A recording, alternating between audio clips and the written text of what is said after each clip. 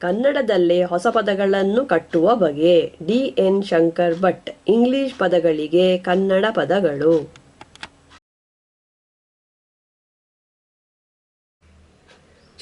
ಎಣಿಕೆ ಬೇರುಗಳ ಬಳಕೆ. ಹೆಸರು ಪರಿಚಯ ಬೇರುಗಳ ಹಾಗೆ ಎಣಿಕೆ ಬೇರುಗಳನ್ನು ಹೆಸರು ಪದಗಳೊಂದಿಗೆ ಸೇರಿಸಿ ಅಡಕವಾದ ಜೋಡು ಪದಗಳನ್ನು ಉಂಟು ಮಾಡುವಲ್ಲಿ ಬಳಸಲು ಬರುತ್ತದೆ.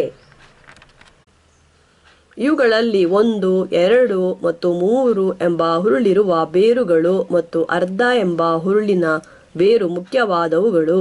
1 ಮತ್ತು 2 ಎಂಬ ಹುರುಳಿನ ಬೇರುಗಳಿಗೆ ಓರ್, ಒರ್ ಮತ್ತು ಈರ್, ಇರ್ ಎಂಬುದಾಗಿ ಎರಡೆರಡು ರೂಪಗಳಿದ್ದು, ಇವುಗಳಲ್ಲಿ ಉದ್ದ ತೆರೆಯುಲಿ ಇರುವ ರೂಪ ತೆರೆಯುಲಿಗಳೆದುರು ಬರುತ್ತದೆ ಮತ್ತು ಗಿಡ್ಡ ತೆರೆಯುಲಿ ಇರುವ ರೂಪ ಮುಚ್ಚುಳಿಗಳೆದುರು ಬರುತ್ತದೆ.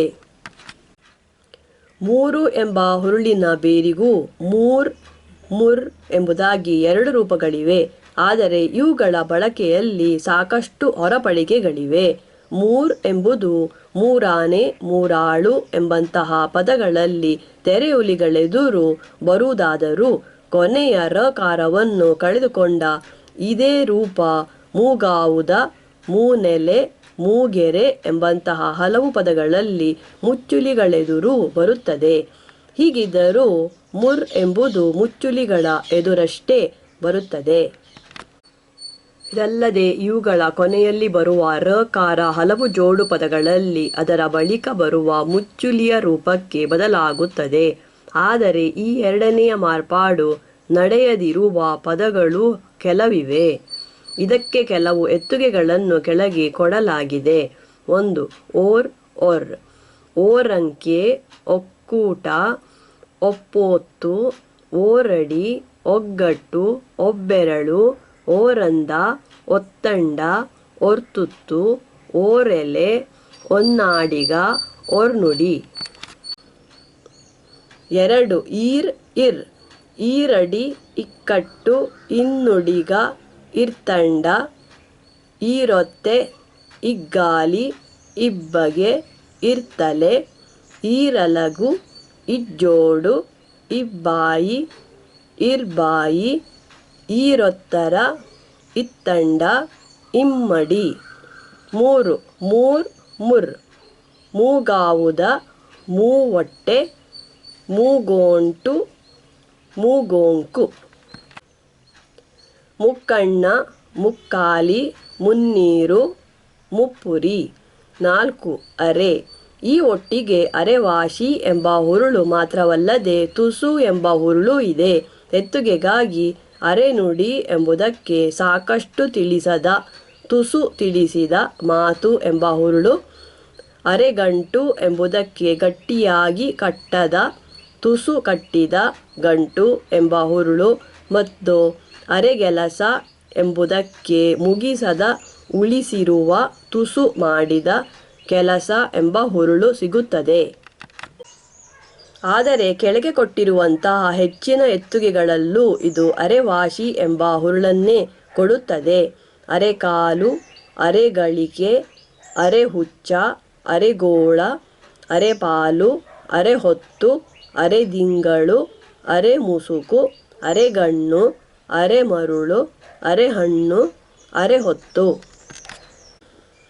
ಮೇಲೆ ವಿವರಿಸಿದಂತಹ ಪರಿಚಯ ಬೇರುಗಳನ್ನು ಮಾತ್ರವಲ್ಲದೆ ಹಲವಾರು ಹೆಸರು ಪರಿಚಯ ಪದಗಳನ್ನು ಹೆಸರು ಪದಗಳ ಮೊದಲು ಇರಿಸಿ ಜೋಡು ಪದಗಳನ್ನು ಉಂಟು ಮಾಡಲು ಬರುತ್ತದೆ.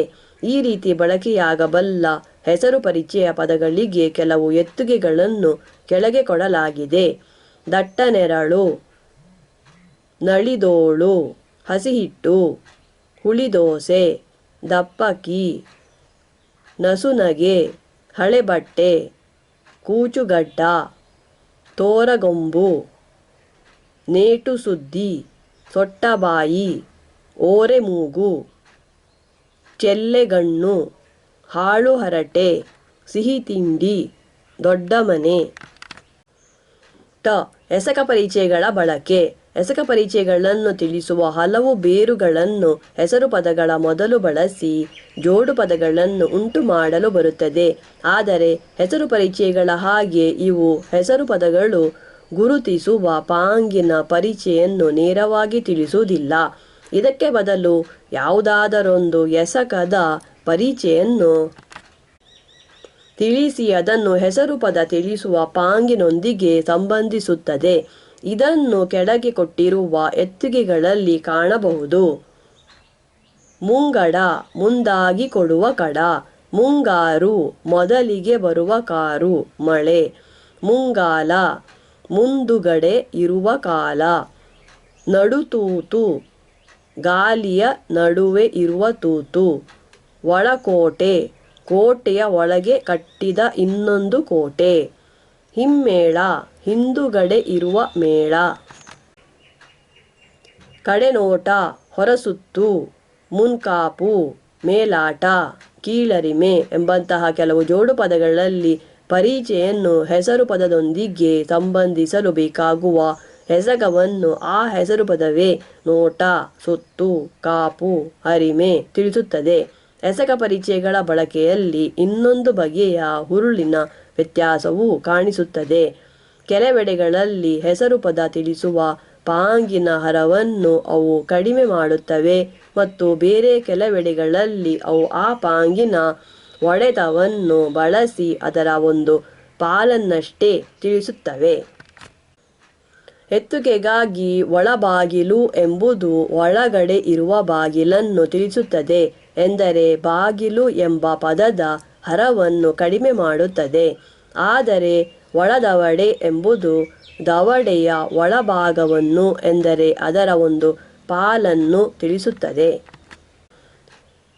ಕೆಲವು ಜೋಡು ಪದಗಳಿಗೆ ಈ ಎರಡು ಬಗೆಯ ಹುರುಳುಗಳು ಸಿಗಬಲ್ಲುವು. ಎತ್ತುಗೆಗಾಗಿ ಮುಂಗಾಲು ಎಂಬುದು 4 ಕಾಲಿರುವ ಉಸುರಿಗಳ ಮಟ್ಟಿಗೆ ಹೇಳುವುದಾದರೆ ಮುಂದುಗಡೆ ಇರುವ 2 ಕಾಲುಗಳನ್ನು ಎಂದರೆ ಕಾಲುಗಳಲ್ಲಿ ಒಂದು ಬಗೆಯದನ್ನು ತಿಳಿಸುತ್ತದೆ ಮತ್ತು 2 ಕಾಲಿರುವ ಉಸುರಿಗಳ ಮಟ್ಟಿಗೆ ಹೇಳುವುದಾದರೆ ಕಾಲಿನ ಮುಂಭಾಗವನ್ನು ಎಂದರೆ ಕಾಲಿನ ಒಂದು ಪಾಲನ್ನು ತಿಳಿಸುತ್ತದೆ.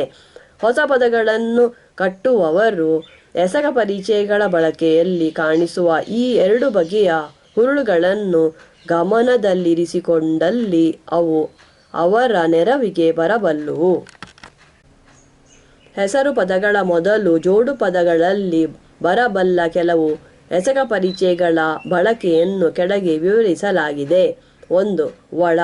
ಇದಕ್ಕೆ ಮುಖ್ಯವಾಗಿ ಒಳಗಿನ, ಒಳತಿರುಳು, ಒಳತೋಟಿ, ಒಳಕೋಟೆ, ಒಳಜಗಳ ಮತ್ತು ಅಡಗಿಸಿದ, ಒಳಸಂಚು, ಒಳಸಾಲ, ಒಳಮಾತು ಎಂಬ 2 ಹುರುಳುಗಳಿವೆ. ಮೇಲೆ ವಿವರಿಸಿದ ಹಾಗೆ ಒಳಹಾದಿ, ಒಳಬಳಗ ಎಂಬಂತಹ ಜೋಡು ಪದಗಳಲ್ಲಿ ಇದು ಪಾಂಗಿನ ಹರವನ್ನು ಕಡಿಮೆ ಮಾಡುತ್ತದೆ ಮತ್ತು ಒಳಗಿವಿ, ಒಳನಾಡು, ಒಳಗುಡಿ ಎಂಬಂತಹ ಜೋಡು ಪದಗಳಲ್ಲಿ ಪಾಂಗಿನ ಒಡೆತವನ್ನು ಬಳಸುತ್ತವೆ ಎಂಬುದನ್ನು ಗಮನಿಸಬಹುದು. 2. ಕಡೆ. ಇದಕ್ಕೆ ತುದಿಯ ಮತ್ತು ಕೊನೆಯ ಎಂಬ 2 ಹುರುಳುಗಳಿವೆ. ಈ ಹುರುಳುಗಳ ಮೂಲಕ ಇದು ಹೆಸರು ಪದಗಳು ತಿಳಿಸುವ ಪಾಂಗಿನ ಒಡೆತವನ್ನು ತಿಳಿಸಬಹುದು, ಇಲ್ಲವೇ ಅದರ ಹರವನ್ನು ಕಡಿಮೆ ಮಾಡಬಹುದು. ಎತ್ತುಗೆಗಾಗಿ ಕಡೆಗಣ್ಣು ಎಂಬುದು ಕಣ್ಣಿನ ತುದಿಯನ್ನು, ಕಡೆವಗಲು ಎಂಬುದು ಹಗಲಿನ ಕೊನೆಯನ್ನು ಎಂದರೆ ಸಂಜೆ ಎಂಬುದನ್ನು, ಕಡೆಮುಗಿಲು ಎಂಬುದು ಮುಗಿಲಿನ ಕೊನೆಯನ್ನು ಎಂದರೆ ಬಾನಂಚು ಎಂಬುದನ್ನು ಮತ್ತು ಕಡೆಹಳ್ಳಿ ಎಂಬುದು ಹಳ್ಳಿಯ ಹೊರಭಾಗವನ್ನು ತಿಳಿಸುತ್ತದೆ. ಇವೆಲ್ಲವೂ ಪಾಂಗಿನ ಒಡೆತವನ್ನು ತಿಳಿಸುವ ಬಳಕೆಗಳು. ಆದರೆ ಕಡೆಹಳ್ಳಿ ಎಂಬುದಕ್ಕೆ ನಾಡಿನ ಕೊನೆಯ ಗಡಿಭಾಗದ ಹಳ್ಳಿ ಎಂಬ ಒಡೆತದ ಹುರುಳು ಸಿಗಬಲ್ಲುದು. ಹೆಸರು ಪದ ತಿಳಿಸುವ ಪಾಂಗಿನ ಹರವನ್ನು ಕಡಿಮೆ ಮಾಡುವುದಕ್ಕಾಗಿಯೂ ಈ ಪರಿಚಯ ಪದವನ್ನು ಬಳಸಲು ಬರುತ್ತದೆ. ಎತ್ತುಗೆಗಾಗಿ ಕಡೆಗೂಸು ಎಂಬುದು ಕೊನೆಯ ಮಗುವನ್ನು, ಕಡೆನುಡಿ ಎಂಬುದು ಕೊನೆಯ ಮಾತನ್ನು, ಕಡೆಹುಟ್ಟು ಎಂಬುದು ಕೊನೆಯ ಹುಟ್ಟನ್ನು ಮತ್ತು ಕಡೆಹಲ್ಲು ಎಂಬುದು ಕಡೆಯ ಎಂದರೆ ಹಿಂಬದಿಯ ಹಲ್ಲನ್ನು ತಿಳಿಸುತ್ತದೆ. 3. ಕುಡಿ. ಇದಕ್ಕೆ ತುದಿ ಚೂಪಾಗಿರುವ ಇಲ್ಲವೇ ಮೊನಚಾಗಿರುವ ಎಂಬ ಹರವನ್ನು ಕಡಿಮೆ ಮಾಡುವ ಹುರುಳು ಸಿಗಬಲ್ಲುದು, ಇಲ್ಲವೇ ಪಾಂಗಿನ ತುದಿ ಎಂಬುದಾಗಿ ಅದರ ಒಡೆತವನ್ನು ತಿಳಿಸುವ ಹುರುಳು ಸಿಗಬಲ್ಲುದು. ಎತ್ತುಗೆಗಾಗಿ ಕುಡಿ ಮೀಸೆ ಎಂಬುದು ತುದಿ ಚೂಪಾಗಿರುವ ಮೀಸೆಯನ್ನು ತಿಳಿಸುತ್ತದೆ. ಕುಡಿ ಮಿಂಚು ಎಂಬುದು ಚೂಪಾಗಿರುವ ಮಿಂಚನ್ನು ತಿಳಿಸುತ್ತದೆ, ಮಿಂಚಿನ ತುದಿಯನ್ನಲ್ಲ. ಮತ್ತು ಕುಡಿಬಿದಿರು ಎಂಬುದು ಚೂಪಾಗಿರುವ ಬಿದಿರನ್ನು ಎಂದರೆ ಕಣಿಲೆಯನ್ನು ತಿಳಿಸುತ್ತದೆ. ಇವೆಲ್ಲ ಪಾಂಗಿನ ಹರವನ್ನು ಕಡಿಮೆ ಮಾಡುವ ಬಳಕೆಗಳು. ಇದಕ್ಕೆ ಬದಲು ಕುಡಿನಾಲಿಗೆ ಎಂಬುದು ನಾಲಿಗೆಯ ತುದಿಯನ್ನು ಚೂಪಾಗಿರುವ ನಾಲಿಗೆಯನ್ನಲ್ಲ. ಕುಡಿಬಾಲ ಎಂಬುದು ಬಾಲದ ತುದಿಯನ್ನು ಮತ್ತು ಕುಡಿಬೆರಳು ಎಂಬುದು ಬೆರಳಿನ ತುದಿಯನ್ನು ತಿಳಿಸುತ್ತದೆ. ಇವೆಲ್ಲ ಪಾಂಗಿನ ಒಡೆತವನ್ನು ತಿಳಿಸುವ ಬಳಕೆಗಳು.